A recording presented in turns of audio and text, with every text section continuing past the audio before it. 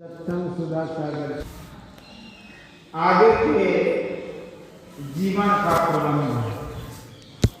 बंदो गुरुपद कंज कृपा सिंधु नर रूप हरि महामोह तम पुंज जासु बचन रवि करनी कर।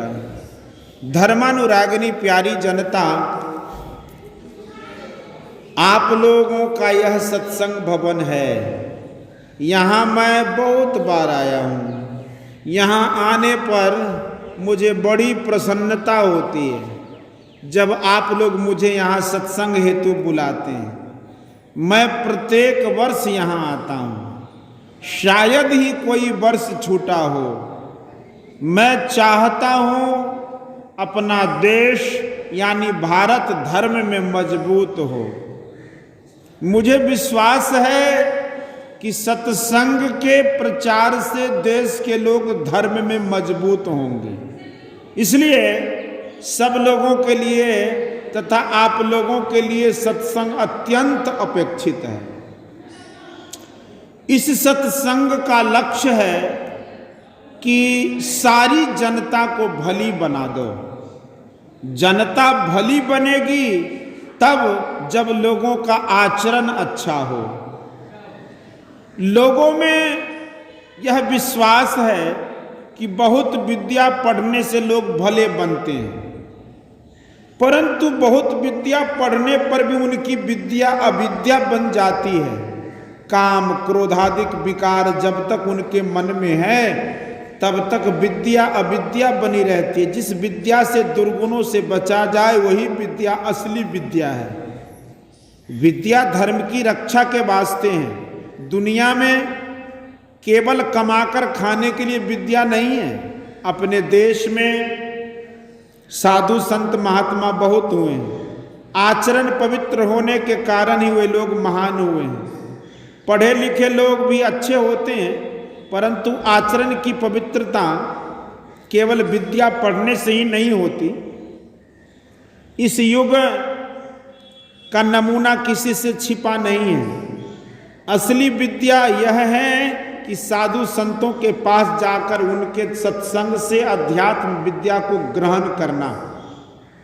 अध्यात्म विद्या में संसार के प्रबंध के साथ साथ ईश्वर भक्ति की मुख्यता रहती है। शरीर में रहते हुए संसार का प्रबंध कैसे किया जाए यह भी शिक्षा मिलती है। केवल वर्तमान शरीर के लिए प्रबंध करो सो नहीं, इसके आगे के जीवन का भी कोई प्रबंध किया तो कहाँ चले जाओगे तुमको मालूम नहीं है। दुख में जाना कोई पसंद नहीं करते यदि पहले इसका ख्याल नहीं किया कि शरीर छूटने के बाद भी जीवन रहता है जिसे सुखी बनाना है। एक शरीर छूटने के बाद का बहुत लंबा जीवन है जीवात्मा का। यह ज्ञान साधु संतों के सत्संग में सिखलाया जाता है। यदि आगे के जीवन का प्रबंध नहीं करते हो तो अपनी बहुत हानि करते हो।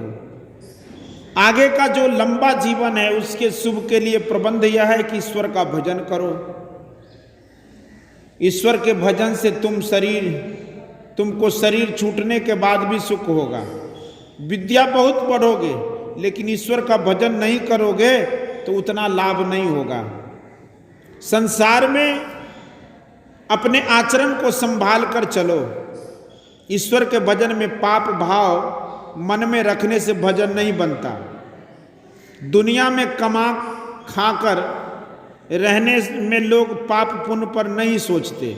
इसका विचार नहीं करने वाले को आगे दुख भोगना पड़ता है।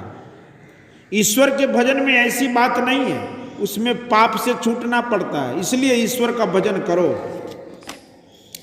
भजन में आज कल मत करो। संत कबीर साहब ने बड़ा अच्छा कहा है कि आज कहे मैं काल भजूंगा, काल कहे फिर काल, आज काल के करत ही अवसर जासी चाल। ईश्वर के भजन के लिए पहले भजन को समझो। संसार में रूप रस गंध स्पर्श शब्द और स्पर्श ये 5 पदार्थ हैं। इन पांचों में से कोई ईश्वर नहीं होगा।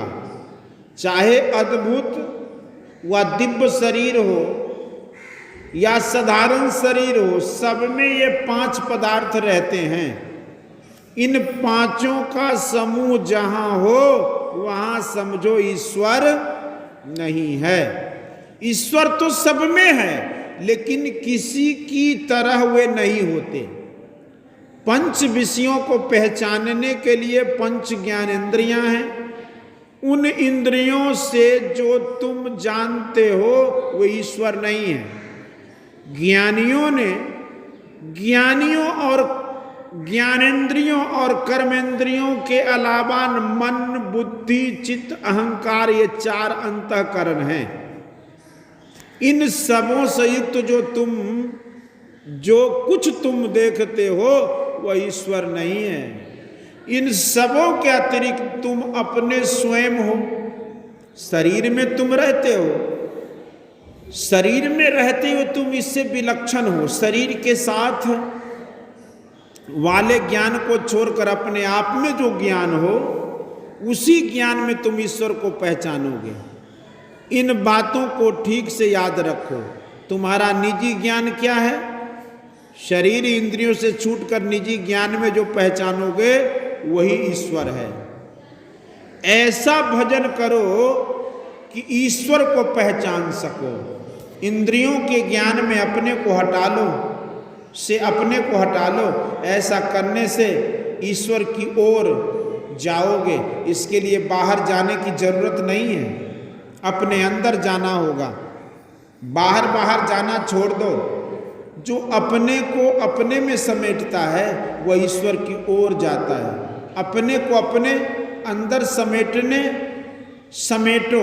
इसी के लिए यह सत्संग है। बाहरी चीजों जो कुछ ईश्वर को चढ़ाते हैं उनमें अपना भाव रखते हैं। ईश्वर दर्शन करो, सारा दुख भाग जाएगा। जैसे आग के नजदीक जाने से जारा भाग जाता है। इसलिए ईश्वर का भजन करो, चाहे तुम पढ़े हो या चाहे अनपढ़ हो। अपने को पाप से बचाओ। ईश्वर का भजन करके मनुष्य देह को सफल करो। ईश्वर का भजन जो थोड़ा भी करता है वह महाभय से बचता है। महाभय यह कि मनुष्य शरीर के अलावा दूसरी योनि में जाना। जो अपने को पापों से बचाता हुआ संसार में रहता है वह अपने को भला बनाकर रहता है। तुम्हारे रहने का घर कितना भी मजबूत हो, लेकिन वह सब दिन के लिए नहीं है। लेकिन सत्संग का घर सब दिन के लिए है। इसलिए यह घर मजबूत बन जाए। यहाँ समय समय पर बैठकर भजन करो और लोगों को बुलाकर सत्संग भी करो, जैसे मुझे बुलाकर सत्संग करते हो। बोलिए श्री सद्गुरु।